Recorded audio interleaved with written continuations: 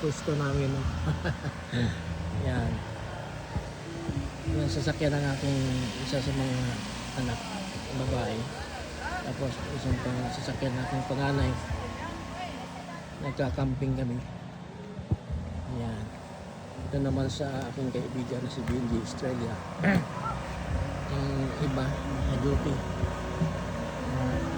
Kasama sa aming ano ngayon sa aming camping. So yan ang kapaligiran sa lugar na ito. Napaligiran kami ng kabundukan. Yan. Yan, hanggang doon yan. Maganda sa lugar na to dahil tahimik. Tahimik sa lugar na to. Walang mga kapitbahay namin. Oh. Yan ang kapitbahay namin. Tapos doon naman sa dulo, yun ang pinakamalaking ocean na yun. Yan, yan. Mga nagka-camping sana all, meron na tayong ganyan. So, yan ang aking mga anak ko.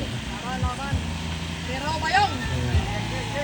Yan naman ang pangalan pangalay. Nalilit na sa dami ng way. Pangalawa. Papakita mo yung mga card. Mga sugalero po yan. Sugalero po ng New Zealand.